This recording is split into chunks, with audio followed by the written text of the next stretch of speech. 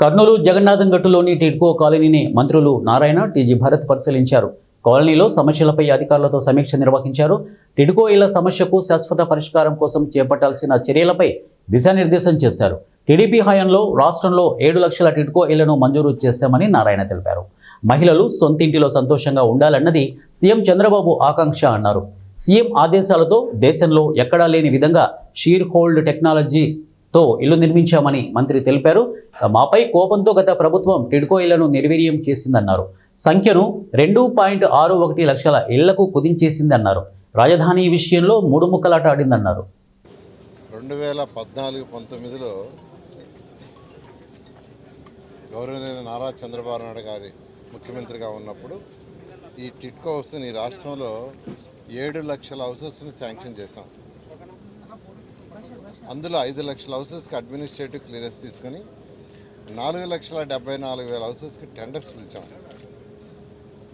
ఆ 4,74,000 houses take off అయినాయి. అయితే గత ప్రభుత్వం అమరావతి క్యాపిటల్ సిటీ అట్టయితే 3 ముక్కలు ఆటాడిందో అదేవిధంగా ఈ టిడ్కో వీళ్ళ మీద కూడా యాక్చువల్గా వాటిని కట్ చేసేసింది.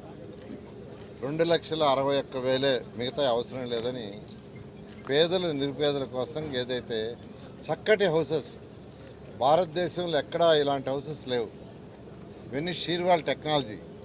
పేదల నిరుపేదలకు ఏ రాష్ట్రంలో కూడా షీర్వాల్ టెక్నాలజీ హౌస్ కట్లా. నేను Singapore, Malaysia, Japan, China, Russia ఆ కంట్రీస్లో చూసి డెవలప్డ్ కంట్రీస్లో పేదలు నిరుపేదలకు ఎలాంటి ఇళ్ళు ఉన్నాయో ముఖ్యమంత్రి గారికి వివరించారు. ఆ రోజు ముఖ్యమంత్రి గారు ఏమన్నారంటే, ఒకటే నారాయణ, ప్రతి మహిళ తన భర్తతో పిల్లలతో ఆనందంగా ఉండేళ్ళు కట్టు, ఎంత ఖర్చు అయినా పర్వాలేదన్నారు. అలాంటి హౌస్ని యాక్చువల్ డిజైన్ చేసాం. ఎక్సలెంట్. అసలు దాంట్లో పెట్టిన infrastructure vitrified tiles A grade. మహిళలు వంట వండుకునే ఆ ప్లాట్ఫామ్ గ్రానైట్ బ్లాక్ గ్రానైట్ వేసాం. అటకలు అడిగితే అటకలు, కబ్బోర్డ్స్ అడిగితే కబ్బోర్డు, షీర్వాల్ టెక్నాలజీ, వాల్స్ అంతా పుట్టి చాలా చక్కగా. అంతేకాకుండా చక్కటి రోడ్లు పెట్టాం, డ్రైన్స్ పెట్టాం, పార్కులు పెట్టాం. ఆ ఏరియాలో ఒక స్కూలు, ఒక కమ్యూనిటీ హాలు, ఈ విధంగా ఒక మంచి అన్నీ పెట్టాం. కానీ గత ప్రభుత్వం అన్నిటి వదిలేసింది. కలర్స్, ఈ కలర్స్ కాదు, మా ఎమ్మెల్యే